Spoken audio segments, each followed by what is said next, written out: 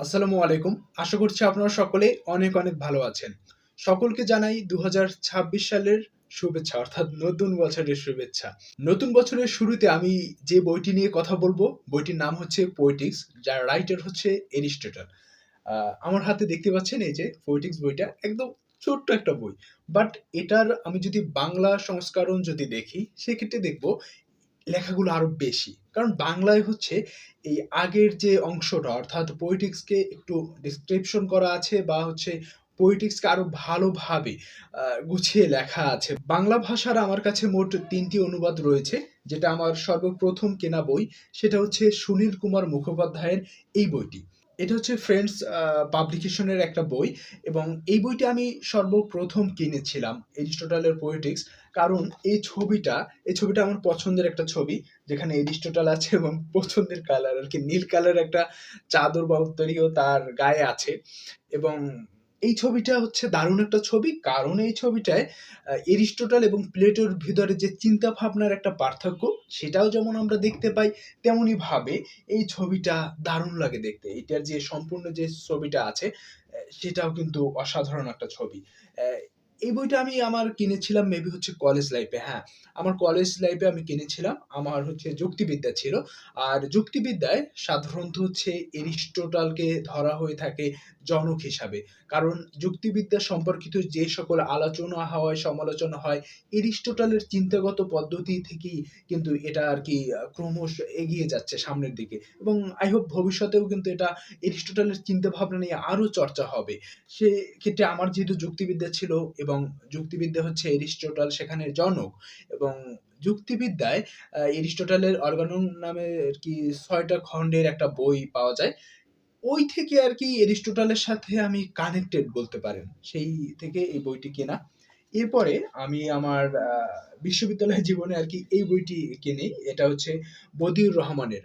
বদিউর রহমানের বইটা একটু বিশেষ আমি বলব। কারণ অন্য সকল বই থেকে আমি এই বদিউর রহমানের বইয়ের শুরুর যে প্রবন্ধ আকারে বা হচ্ছে শুরুর যে বর্ণনাত্মক যে বিষয়টি থাকে পোয়েটিক্স এর সেটা আমি বদিউর রহমানের এই বইটায় বেশ ভালো পেয়েছি। এরপরে সর্বশেষ কিনেছি শিশির কুমার দাস। শিশির কুমার দাসের অনুবাদ যেটা হচ্ছে আমি এখন রাইট নাও পড়ছি। এটা এখনো পড়া শেষ হয়নি। আর এগুলো মোটামুটি পড়া শেষ। এই বইটা পড়তে গিয়ে আমি যেটা অনুধাবন করলাম, সামনের বর্ণনাটা মনে হয় আরো একটু আরকি কার্যকরী হওয়া দরকার ছিল বা হতে পারত। আমার কাছে যেটা মনে হয়। কারণ আমি এই বদিউর রহমানের বইটা থেকে বেশ ভালো আরকি রিলেট করতে পারছিলাম। কারণ বদিউর রহমানের যে উদাহরণগুলো দিয়েছেন একদম বুঝানোর মতো অর্থাৎ আমরা যাতে বুঝতে পারি খুব সহজে। এইজন্য এই দিকটা নজর রেখেছে। আবার আমি যদি বলি এই যে সুনীল কুমার মুখোপাধ্যায় তার বইটার কথা বলি।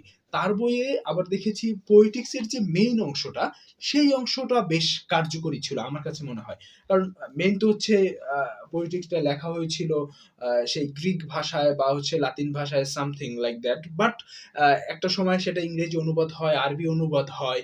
তারপর হচ্ছে সেখান থেকে বিভিন্ন অনুবাদ থেকে কিন্তু আজকে আমরা বাংলা পাই। ইংরেজিটা এটা কিন্তু একদম আসল রাইটারের আরকি লেখা না। কারণ এরিস্টটল তো ইংরেজি ভাষায় লিখতেন না, তাই না? ওই সময়ের তার ভাষা সেটা থেকে ডিকোড করে মূলত ইংরেজি ভাষায় অনুবাদ করা হয়েছে এবং সেখান থেকে একটা পর্যায়ে গিয়ে বাংলায়ও আমরা হচ্ছে এমন কিছু বই আরকি পেয়েছি যেটা এরিস্টটলের পোয়েটিক্স কেন্দ্রিক। আ তো এই বইটা আমার অনেক পছন্দের একটি বইয়ের তালিকায় থাকবে। সেটা আমি বলেছি বা বিভিন্ন স্থানে বলি বা আমাকে যারা জানেন তারা খুব ভালো বলতে পারবেন। এই বইটা আমার অনেক বেশি পছন্দের।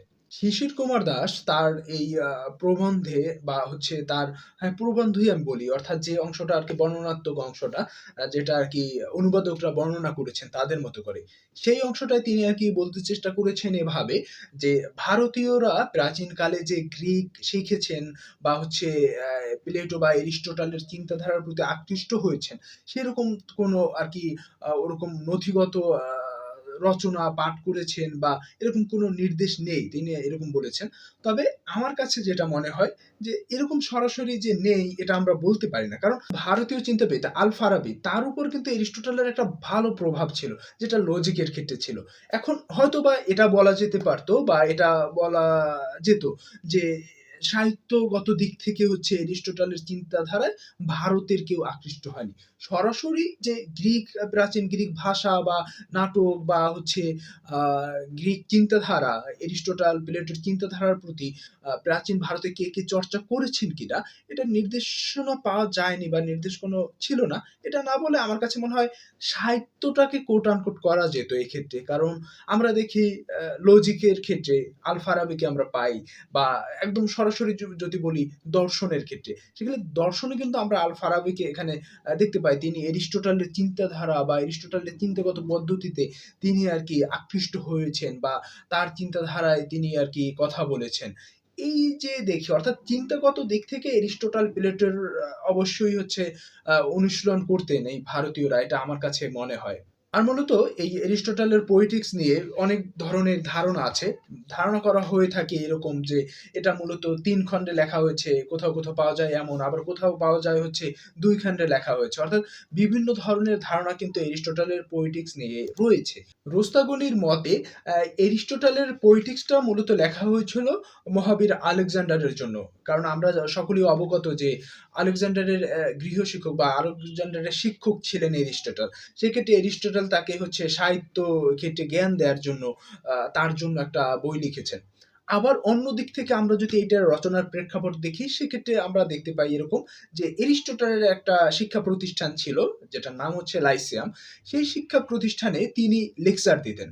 আবার এরিস্টটল এর আগেও শিক্ষা প্রতিষ্ঠান বা এর আগে বিভিন্ন সময় তিনি গাছের নিচে বসে তিনি লেকচার দিতেন, এবং সেই লেকচারগুলো থেকে কিন্তু তার শিক্ষার্থীরা বিভিন্ন নোট নিতেন বা তাদের যেটা মনে থাকতো ওই বিষয়গুলো তারা লিপিবদ্ধ করে পরবর্তীতে বই আকারে প্রকাশ করেছেন।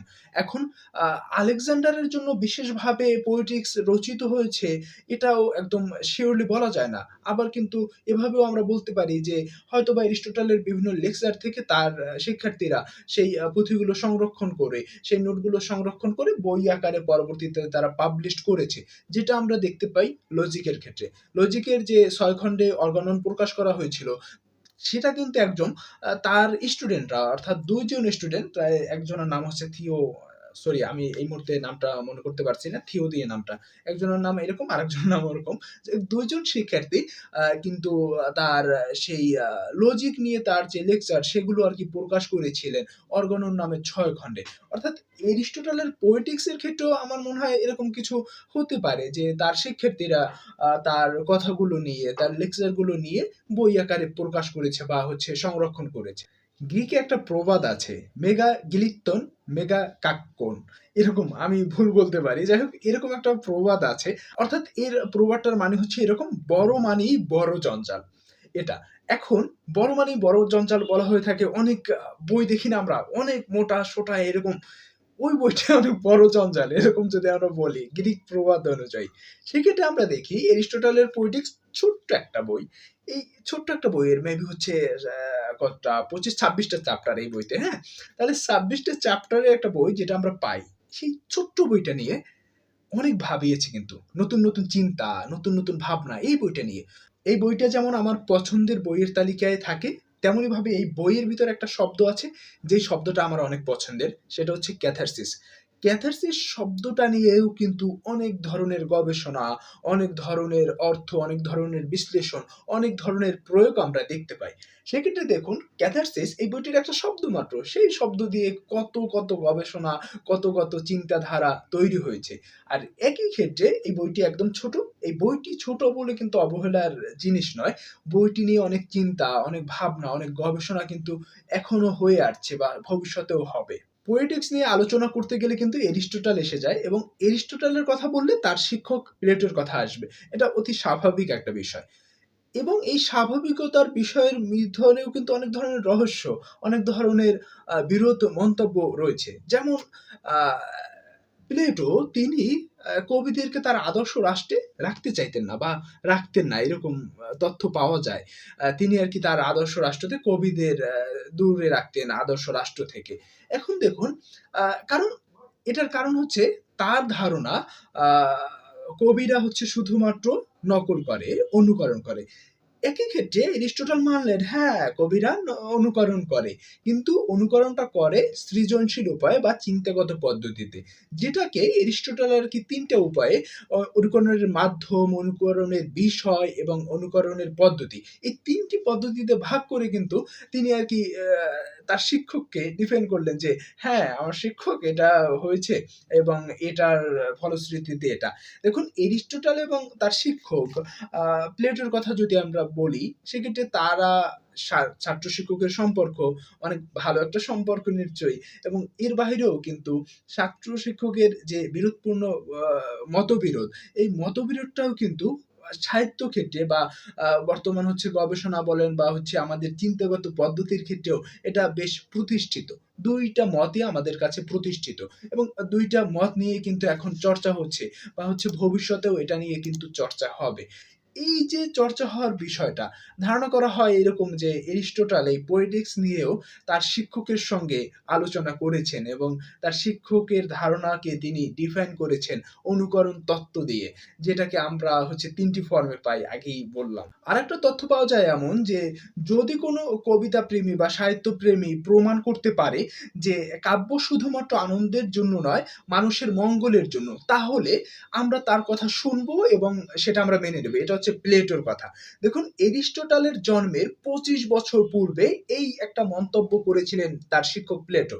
এরিস্টটলের জন্ম, তারপরে হচ্ছে এরিস্টটল ১৩ বছর বয়সে তার শিক্ষক প্লেটোর কাছে যাওয়া এবং পরিশেষে একটা পর্যায়ে গিয়ে প্লেটো ওর ছাত্র এরিস্টটল সে হচ্ছে তার চিন্তাগত পদ্ধতি থেকে কবিদেরকে প্রতিষ্ঠিত করলেন। কারণ কবিতা বা সাহিত্য এটা হচ্ছে মঙ্গলের জন্য। অর্থাৎ তার শিক্ষকের বিরোধপূর্ণ অবস্থানে গিয়ে তার যৌক্তিকতা দেখিয়ে তিনি কিন্তু প্রতিষ্ঠা করলেন কবিদেরকে বা সাহিত্যিকদের। আজকের এই ভিডিওটা এ পর্যন্তই। আমি এরিস্টটলের পোয়েটিক্স এই বইটা চাইলেই হচ্ছে এই ভিডিওতে শেষ করতে পারব না। অনেক বড় লেংদি একটা প্রসেস। কারণ বইটা যত ছোট, অত ছোট কিন্তু এটার কথা না। হয়তোবা আমি অনেক বেশি কথা বলি বা অতিরিক্ত কথা বলি। সেখান থেকে গিয়ে কিন্তু আমি চেষ্টা করি আমার ধারণাগুলো এখানে জানাতে।